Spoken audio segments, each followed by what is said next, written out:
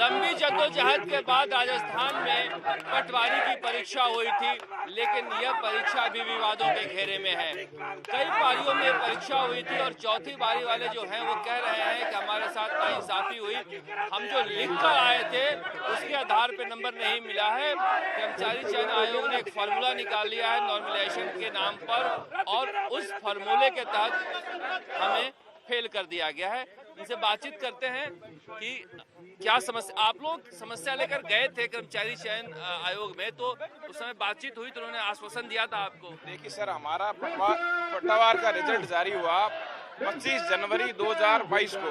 26 जनवरी को गणतंत्र दिवस था। 27 जनवरी को हमने बोर्ड के समक्ष अपनी मांग रख दी थी कि सर आपने जो नॉर्मलाइजेशन किया है, बिल्कुल इसके अंदर जो नॉर्मलाइजेशन की आवश्यक शर्तें होती है, पहली बात तो नॉर्मलाइजेशन होना नहीं चाहिए था, क्योंकि आप जो लिख के आए उसी पर नंबर मिलना चाहिए। विज्ञप्ति इन्होंने 3 बार जारी की, तीनों बार में नॉर्मलाइजेशन का कहीं उल्लेख नहीं। पेपर हुआ 23-24 अक्टूबर को, पेपर की तारीख तक नॉर्मलाइजेशन का कहीं उल्लेख नहीं। उसके बाद आंसर की आई, तब तक नॉर्मलाइजेशन का उल्लेख नहीं हुआ। क्यों यही तो बात है, हुआ क्यों? इसलिए हुआ क्योंकि इन्होंने अंदर ये नॉर्मलाइजेशन की बिल्कुल एसएससी का नोटिफिकेशन है कि रैंडमली प्रोसेस होना चाहिए। इन्होंने रैंडमली प्रोसेस ना करके इन्होंने ये किया कि पटवारी भर्ती 24 अक्टूबर को चूंकि करवा चौथ थी, तो महिलाओं को सभी को 23 अक्टूबर बिठा दिया गया। 23 अक्टूबर को दोनों पारियों में सिर्फ महिलाएं बैठी और उनके साथ कुछ 71,000 पुरुष बैठे, तो उनका औसत चला गया कम। और 24 की सेकंड पारी, चौथी पारी के अंदर सारे लड़के बैठे थे, तो उनका औसत चला गया ज्यादा। तब इनको नॉर्मलाइजेशन की आवश्यकता लगी। फिर इन्होंने बहाना बनाया कि कहीं ना कहीं पेपर में डिफरेंस है। पहली बात तो पेपर में बिल्कुल भी डिफरेंस नहीं था। 24 अक्टूबर को एग्जाम होने के बाद 25 अक्टूबर को दैनिक भास्कर की बड़ी खबर थी कि चारों पेपर का लेवल समान था। चौथा जो पेपर था, जो हमारा था, उसके अंदर थोड़ी सी हार्ड था पेपर। ये दैनिक भास्कर की खबर थी। अगर मान ले 1% भी अगर मान ले पेपर सरल था, तो बोर्ड से हमारा ये प्रश्न है कि पेपर अगर मान लो 1% सरल था, तो हमें उस पारी में बिठाया क्यों? अगर हमको हार्ड में बिठाते, हम हार्ड भी करते। 24 की सेकंड पारी यानी 4th पारी में हमको बिठाने का निर्णय हमारा नहीं था, आपका था। हमको वहां क्यों बिठाया गया? दूसरी बात, आपने पहली 2 पारियों में सिर्फ लड़कियों को बिठाया गया क्योंकि करवा चौथ थी। करवा चौथ में भी एक बात और बोर्ड को कहना चाहता हूँ, करवा चौथ में भी पुरुष की भी, अगर लेडीज व्रत रखती है तो पुरुष की भी आवश्यकता पड़ती है। तो वहाँ पे अगर पुरुष का मुंह, वो बात अलग है। ये बताइए कि आप लोग जो हैं, ये रिजल्ट निकलने के बाद वो गए थे तो उन्होंने कहा था कि हम विचार करेंगे। मैं उस दिन गया था दफ्तर के बाहर, इसलिए मैं कह रहा हूँ आपसे। तो फिर क्या हुआ? फिर जब 27 आप शायद कोर्ट में गए थे। हाँ, 27 को हम जब पहुंचे तो उन्होंने हमने जब बोर्ड चेयरमैन के सामने अपनी मांग रखी, तो उन्होंने कमेटी का गठन किया। हम उस चक्कर में बैठे थे कि कमेटी का गठन कर दिया गया, हमारे साथ न्याय होगा। लेकिन ये 27 तारीख को कमेटी का गठन किया गया। हम इसलिए बैठे रहे क्योंकि कमेटी का गठन कर दिया गया है, कहीं ना कहीं हमारे साथ न्याय होगा। लेकिन बोर्ड ने कमेटी को दरकिनार करते हुए, कमेटी में कौन बैठा, क्या रिजल्ट आया, उसके बारे में हमें कोई सूचना नहीं दी, इसके बारे में कोई आदेश जारी नहीं किया। इसके उपरांत इसके अगेंस्ट जाके डीवी का शेड्यूल, जो चयनित हुए उनका डीवी का शेड्यूल कर दिया, राजस्व मंडल को फाइल भेज दी, डीवी करवाया जाए।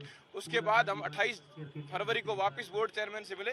तब चेयरमैन साहब कि मेरे हाथ में कुछ नहीं है, फॉर्मूले में अगर कोई टेक्निकल इशू होगा तो होगा, इसके अंदर कुछ में। ऐसे कितने बच्चे हैं जो प्रभावित हुए हैं? इसमें सर 2.5 लाख, चौथी ने 2.5 लाख, मतलब चारों पारी हम बैठे थे। लेकिन जिनका चयन होना था नहीं हुए, वो लगभग 2000 के आसपास है। और वो 2000 भी वो है जो पटवारी के टॉपर होने चाहिए थे। इसके अंदर सर इन्होंने क्या किया है, आपको मार्कशीट बता देता हूँ। ये पहली पारी की मार्कशीट है, इसके अंदर 10 नंबर बढ़ाए। 229 वाले को 239 पर बिठा दिया पहली पारी के अंदर। दूसरी पारी में 228 वाले को 237 यानी 9 नंबर बढ़ा दिए। तीसरी पारी के अंदर ये आप देखेंगे 232 वाले को 240 यानी 8 नंबर का सीधा फायदा। और ये चौथी पारी के अंदर 240 वाले को 224 पर 16 से 17 नंबर कम कर दिए। नॉर्मलाइजेशन ये कहीं नहीं कहता है कि नंबर कम होंगे। आप लोग कोर्ट भी गए थे? कोर्ट न्यायपालिका की शरण में हमारी कल 4 तारीख को हमारी सुनवाई भी है। लेकिन हमारी बोर्ड चेयरमैन और अशोक गहलोत मुख्यमंत्री से यही दरख्वास्त है, जल्दी से जल्दी हमारा अगर सरकारी स्तर पर ही हमारा समाधान हो जाए तो हमें न्यायपालिका की जो आवश्यक आर्थिक भार भी ना पड़े हमारे ऊपर और फटाफट हमारा सॉल्यूशन भी हो जाए। ये एक गंभीर समस्या है। आप लोग ये कहाँ, पूरे राजस्थान से हो या किसी एक इलाके से? सर पूरे राजस्थान से, बांसवाड़ा से लेकर डूंगरपुर से लेकर सीकर, चूरू, झुंझुनू सभी जगह से यहाँ अभ्यर्थी आए हैं। और यहाँ पे सबसे बड़ी बात ये है कि फर्स्ट सेकंड थर्ड शिफ्ट में जो टॉपर अभ्यर्थी थे, जो जिनके 230 नंबर भी आए हैं, 240 नंबर हैं, उनको 10-10 नंबर बोनस में दे दिए। जो अभ्यर्थी 230 number first second third shift में है उसको 240 कर दिया, और जो अभ्यर्थी फोर्थ में 230 नंबर ला के आया है उसके आपने 15-20 नंबर कम करके 210 पे कर दिया। तो जब टॉपर अभ्यर्थी बाहर हो रहे हैं तो उसका क्या मतलब रहेगा? फिर मतलब रहेगा एग्जाम का, सही कहते हैं। तो आप लोग कब तक बैठे रहोगे यहाँ? किसी बातचीत हुई सरकार में? सरकार में हमारी जो एसओ जो आरती मैम है उनसे बात हुई थी। इसके अलावा हमारी ओएसडी सर से भी बात हुई है, तो उन्होंने आश्वासन दिया है, लेकिन हमको इसका जो फाइनल जजमेंट जो भी है वो होना मांगते हैं हम लोग। तो कब तक बैठे रहोगे? जब तक इसका हमको न्याय नहीं मिल जाता तब तक हम बैठे रहेंगे। रिटायर्ड एक्स सर्विसमैन है सर। अच्छा, आप एक सर्विसमैन में, आप भी दिए थे क्या एग्जाम? पटवारी का मैंने भी दिया था सर। हम 9-10 एक्स सर्विसमैन भी आए हैं और ये सभी भाई है, कोई बांसवाड़ा से, कोई डूंगरपुर से। राजस्थान का ऐसा कोई जिला नहीं है जहाँ से ये प्रत्याशी नहीं आए हो। मेरे कहने का मतलब ये कि बोर्ड कहीं ना कहीं बहुत बड़ी गलती की है बच्चों के साथ, क्योंकि तीनों पारियों के नंबर 10-10 तो बढ़ा दिए और हमारी फोर्थ पारी के नंबर 17 तो कम कर दिए, तो 30-35 नंबर का गैप हो गया।